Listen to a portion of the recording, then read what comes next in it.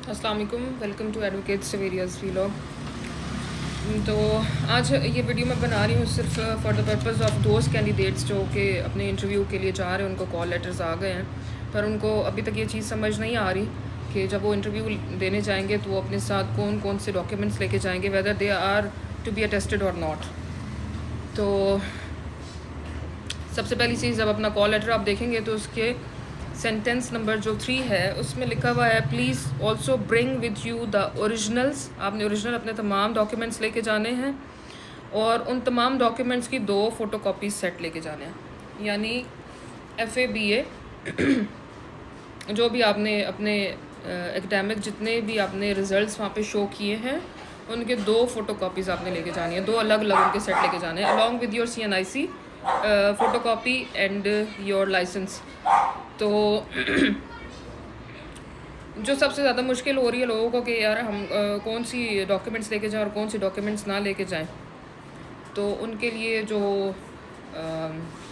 Point वाली बात है वो ये है कि जिस बार आपने अप्लाई किया था पैरा प्रोसिक्यूटर जॉब के लिए, वहाँ पे आपने कुछ डॉक्यूमेंट्स अपलोड किए थे, उनकी पिक्चर्स ली थी, स्कैन करके आपने वहाँ पे साइट पे अपलोड किए थे, तो आपने वही डॉक्यूमेंट लेके जाने। ठीक है, कुछ भी जो भी आपने अपलोड किया है, लाइक अगर आपने पोस्ट ग्रेजुएट की कोई डिग्री ली है और उसका कोई स्कैनिंग डॉक्यूमेंट आपने अपलोड किया था तो डेफिनेटली वो भी आप साथ लेके जाएंगे। लेकिन अगर सिर्फ आपने मैट्रिकुलेशन, इंटरमीडिएट, BA और LLB अगर यही सिर्फ आपने वहाँ पे अपलोड किए थे तो आप यही सारे डॉक्यूमेंट आप लेके जाएंगे।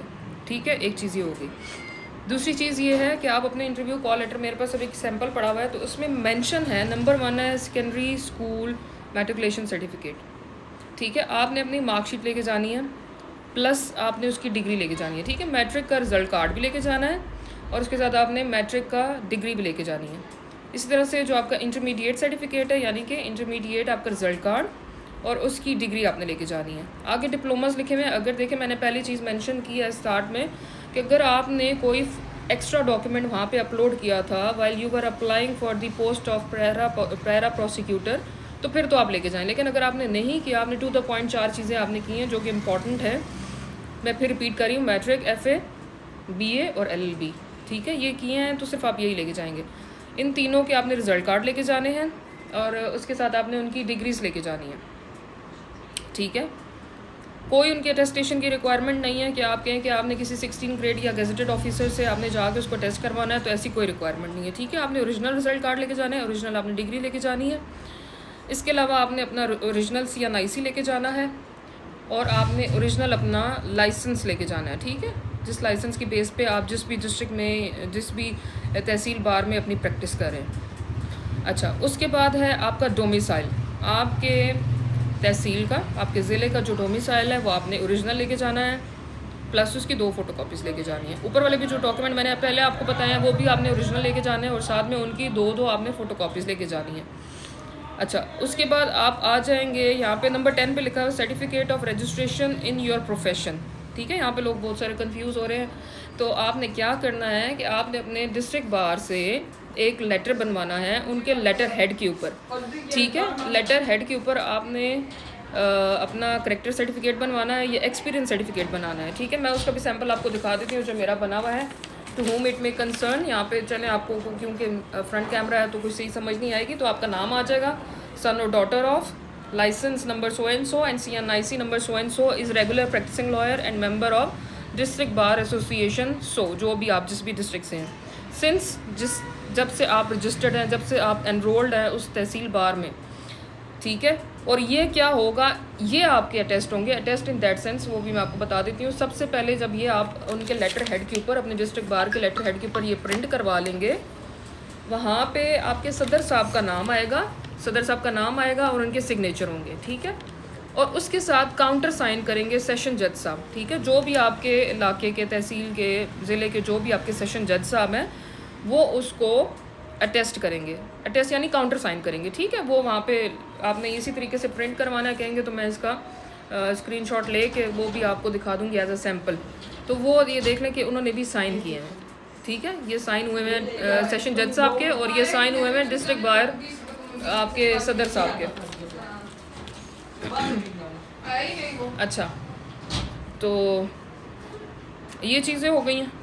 और इसके अलावा कोई भी फर्दर एक्स्ट्रा डॉक्यूमेंट आपको नहीं चाहिए जो कि आपने अपलोड किए हैं while you were applying in para prosecutor job. तो आपने वो तमाम डॉक्यूमेंट ओरिजिनल लेके जाने हैं और उन सब की 2-2 फ़ोटो कापीज़ लेके जानी है, और इसके अलावा कुछ नहीं है। इसके अलावा आपका ये जो इंटरव्यू कॉल लेटर है ये भी आपने लेके जाना है, इसकी भी 2-2 फ़ोटो कापीज़ आप करवा लें। और फर्दर इसमें जो चीज़ें लिखी हुई हैं वो देख लीजिएगा, अगर वो आपको सूटेबल लगती हैं। वो यही है कि TADA इसमें नहीं है, ट्रैवलिंग आपके अलाउंस नहीं है, और अगर आप लेट हो जाएंगे तो आपका नाम जो है वो कैंडिडेचर से निकाल दिया जाएगा और आपको नेक्स्ट मौका नहीं दिया जाएगा। आप कहें जी कि मैं लेट हो गया और इंटरव्यू कॉल हो चुका है और टाइम गुजर चुका है, तो आप दोबारा जो है वो उसके लिए किसी किस्म की प्ली या रिक्वेस्ट नहीं कर सकते। ठीक है, सिर्फ़ और सिर्फ आपका जो एक्सपीरियंस लेटर है जो बार आपको इशू करेगी, जो लिख के देगी, वो आपके सदर साहब साइन करेंगे और उसको काउंटर साइन आपके सेशन जज साहब करेंगे। अदरवाइज़ किसी भी डॉक्यूमेंट को ना तो अटेस्ट करवाना है ना कोई और करवाना है, सिर्फ और सिर्फ उनकी 2-2 सेट की कॉपीज़ लेके जानी है। ठीक है, तो यही चीज़ें हैं। Keep all these things in mind और wish you best of luck कि अल्लाह पाक आप सबको कामयाब करे जो लोग जा रहे हैं इंटरव्यू के लिए। और PPSC को CRPC को ज़्यादा से ज़्यादा पढ़ें, पैरा जो एक्ट है उसको भी ज़्यादा से ज़्यादा पढ़ें। पैरा एक्ट के अंदर जो जितने भी स्पेशल लॉज दिए हुए हैं, सिलेबस सबके पास मौजूद है। जिन्होंने टेस्ट पास किया उनको बहुत अच्छे से पता है, तो उनको भी अच्छे तरीके से पढ़ें। तो प्रैक्टिस के हवाले से भी क्वेश्चन हो रहे हैं, ओवरऑल भी क्वेश्चन हो रहे हैं। कोई पैनल जनरल नॉलेज का क्वेश्चन भी पूछ रहा है आपसे, कोई नहीं पूछ रहा, कोई टू द पॉइंट आपसे बात पूछ रहे हैं, जस्ट पैरा पे ही है या CRPC से रिलेटेड आपसे क्वेश्चन पूछ रहे हैं। तो बहुत सारी चीज़ें हैं जो मैं ऑलरेडी इससे पहले जो है वो वीडियो में शेयर कर चुकी हूँ, तो आप उस वीडियो को भी देख लीजिएगा। So thank you so much for watching me. Allah हाफ़िज़।